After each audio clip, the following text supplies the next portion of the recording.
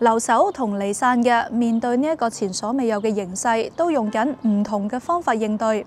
喺被查禁聲嘅年代，回望歷史，環看亞洲近鄰，可能都會帶嚟啟示。對某啲地方嚟講，5、6月春夏之交係歷史上嘅多事之時。1989年嘅5月19號，天安門廣場之上，中共總書記趙紫陽出現，勸學生停止絕食。當年嘅畫面，有人以為係帶有希望嘅轉機，但係最後成為趙紫陽最後一次公開露面嘅定格。但係亦都有啲地方喺絕望之中重新燃點希望。1980年嘅韓國獨裁政權當政1年，全社會嚴守戒嚴令，光州爆發大規模示威，表達民主訴求。但係當年嘅呢一個時候，軍方決定血腥鎮壓，估計幾百人死亡，幾千人受傷，幾十人失蹤。呢一場光州民主運動同樣以流血結束，但係民主訴求冇因為咁而消失。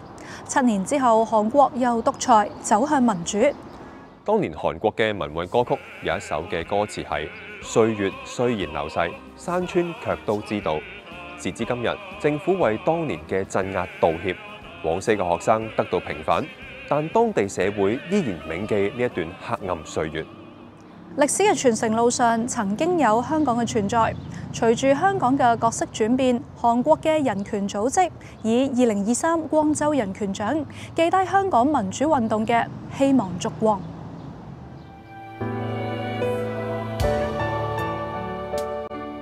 2023光州人權獎頒獎禮喺5月18號嘅大雨中如期舉行。43年前嘅呢一日，揭開當年韓國軍方血腥鎮壓光州民眾嘅序幕。光州人權獎已經設立咗23年，主辦單位韓國最大嘅人權組織光州518紀念基金會話，當年嘅民主運動以至之後尋求真相同平反嘅路上，都一直有國際唔同人士嘅支持同幫助。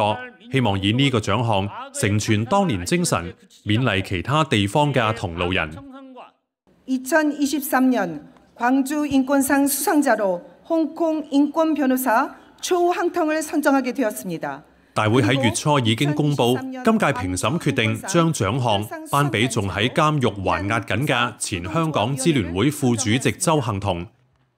大會形容佢一直為89年天安門鎮壓嘅死難者舉行燭光守夜，即使有港區國安法，但一直係香港人勇氣同希望嘅象徵。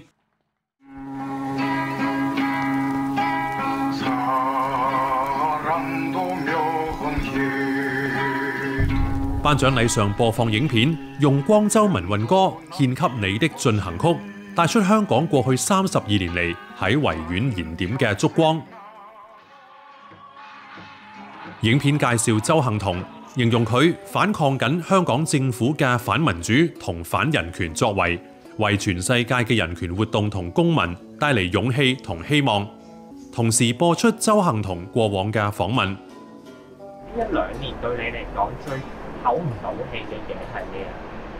呢2年最唞唔到氣嘅嘢，可能好多朋友入咗去嗰種咯，同埋成個社會氣氛好壓抑嘅嗰一種狀態咯。過去30幾年嘅累積就真係已經中咗一個好堅實嘅種子，有拍到眼，有啲亦都咁會咁容易死嘅。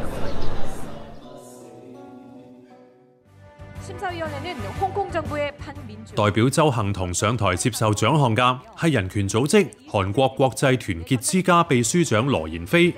佢同鄒幸彤因為亞洲人權工作認識12年，喺大雨中撐傘讀出鄒幸彤喺獄中準備嘅致謝詞。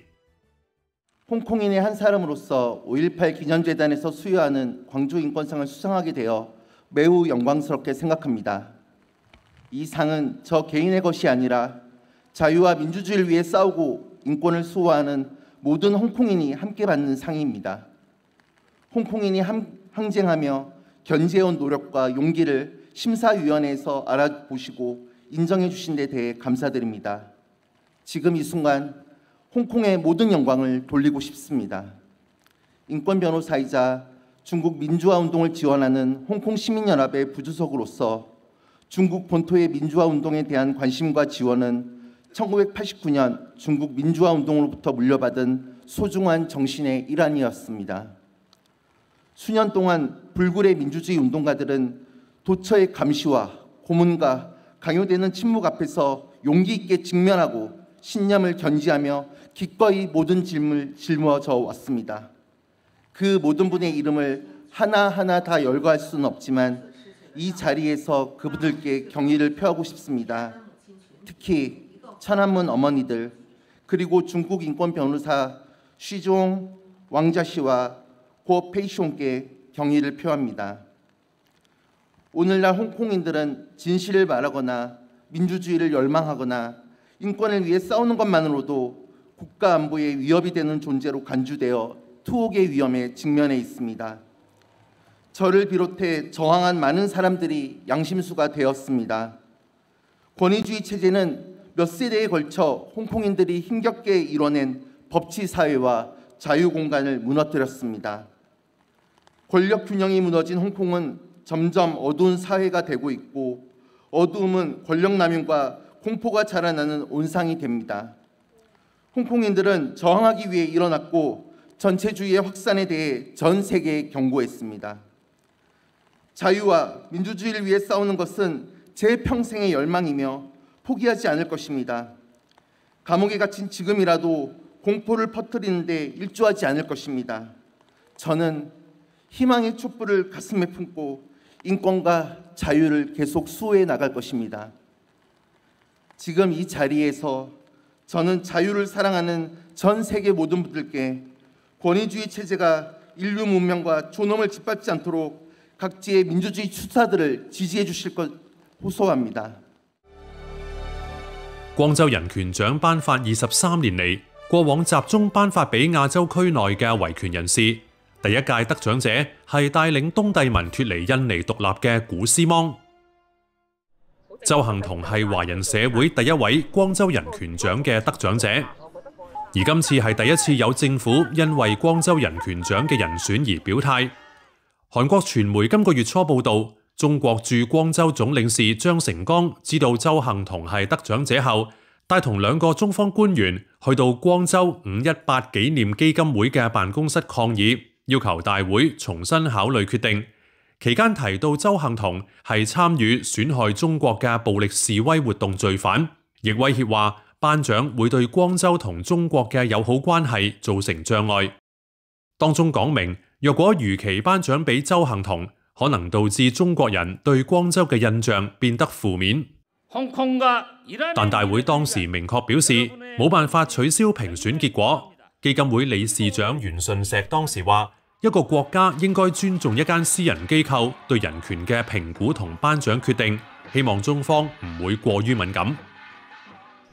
代表鄒幸彤攞獎嘅羅妍霏就話：佢知道鄒幸彤攞到呢個獎時感到傷心，因為咁樣可能令到佢嘅牢獄生活增加未知嘅變數。對於自己受鄒幸彤委託，佢話自己身處韓國唔會感受到中國嘅壓力，但已經有心理準備，以後都去唔到對佢嗰代影響深遠嘅香港。I believe that Hang Thong do not have interest this award, prize, and any honors.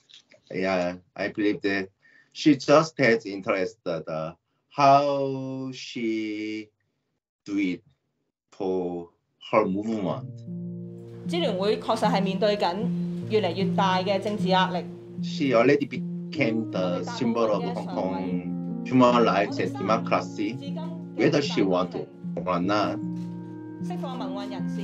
We have some belief. Hong Kong is a kind of a free city. Hong Kong has a special meaning for the Asian regional level social movement. But this has changed after 2019. I can say the Korean civil society has a special interest and special solidarity with the Hong Kong situation compared to other countries. After Hang Thong was arrested and she went to jail, and I heard that Even some Hong Kong people didn't agree with Hang Tong's political opinion, but after that, the many Hong Kong people respect her. I believe that the Hong Kong people, yes, now they're silent, but they look at the current situation. If the Hang Tong will stand her position like a candle, I believe that this candle became the big flame for the Hong Kong democracy. I believe that.